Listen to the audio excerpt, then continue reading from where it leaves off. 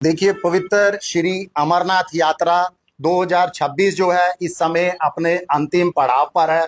देखिए, कई प्राकृतिक जो है बाधाओं के बावजूद, प्रतिकूल मौसम के बावजूद भी जो है, जैसा कि सरकार का भी आंकड़ा है कि लगभग 5 लाख श्रद्धालुओं को जो है इस दिव्य दर्शनों के जो है वो सौभाग्य प्राप्त हुआ है। देखिए, ये कोई साधारण यात्रा नहीं है, बल्कि ये हमारी जो है पूरी आस्था का अटूट विश्वास वाली जो है पवित्र श्री अमरनाथ यात्रा है। देखिए, सनातन धर्म के अंदर भी जो है वो पूरी हमारा जो है प्रक्रिया है कि जब भी हमारे जो है कोई श्रद्धालु सनातन धर्म में अपने जो है धार्मिक स्थल पर कोई माथा टेकने के लिए जाते हैं, तो अपनी धार्मिक कमाई का, अपनी नेक कमाई का, अपनी पवित्र कमाई का जो है एक अंश, एक पवित्र हिस्सा जो है वो अपनी श्रद्धा सुमन तरीके कर जो है वो प्रभु के चरणों में हम लोग जो है अर्पित करते हैं। हाल ही के अंदर आपने देखा है कि हमारे प्रमुख धार्मिक स्थलों पर, जिसमें प्रभु श्री राम का अयोध्या मंदिर भी है, श्री माता वैष्णो देवी का दरबार भी है।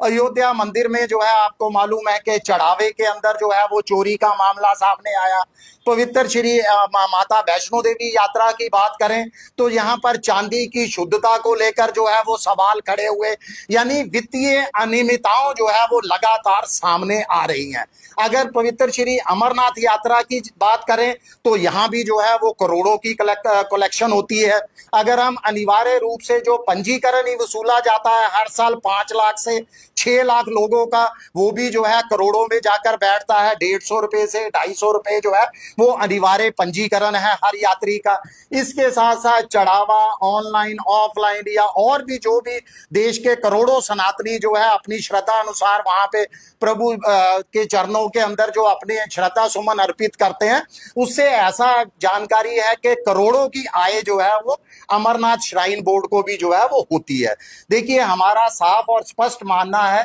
कि आजकल जो धार्मिक स्थलों पर जो वित्तीय अनियमितताओं का खेला खेला जा रहा है, पवित्र श्री अमरनाथ यात्रा पर किसी तरह की उंगली ना उठाई जाए। हमारी स्पष्ट और साफ मांग है श्राइन बोर्ड से कि श्राइन बोर्ड पूरी पारदर्शिता बरते, पूरी अपने कार्य प्रणाली को लोगों के समक्ष रखे, क्योंकि जो भी चढ़ावा आता है वह किसी व्यक्ति का, किसी संस्था का किसी श्राइन बोर्ड की निजी संपत्ति नहीं है। वो तमाम सनातनियों का, करोड़ों जो देश के सनातनी हैं उसकी जो है संयुक्त संपत्ति है, और उनको ये जानने का हक भी है कि उनके द्वारा चढ़ाया गया जो पैसा है वो कहां पर जो है वो खर्च किया जा रहा है। तो हमारी मांग है श्वेत पत्र जारी करने की कि श्राइन बोर्ड पिछले 10 सालों का जो है पूरे आय और व्यय को लेकर जो है एक श्वेत पत्र जारी करे और पूरी अपने कार्य प्रणाली के अंदर पारदर्शिता लाए। वह अपनी जो है साइट पर उसका रोजाना जो है उसकी कितना चढ़ावा आ रहा है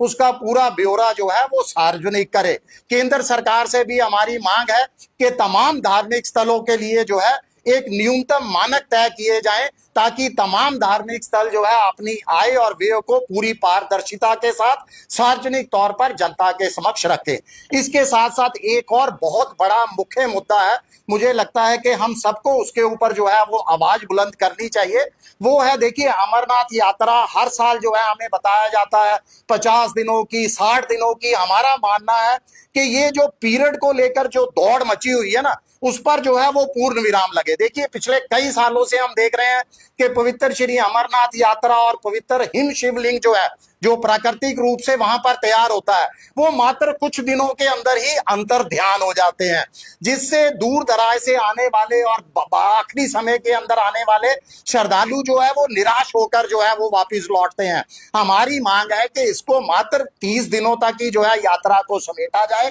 ताकि हर यात्री को जो है इस दिव्य दर्शनों का और सौभाग्य प्राप्त हो, उनका आशीर्वाद मिले। और दूसरी हमारी एक और स्पष्ट मांग है कि अमरनाथ श्राइन बोर्ड के अंदर, देखिए,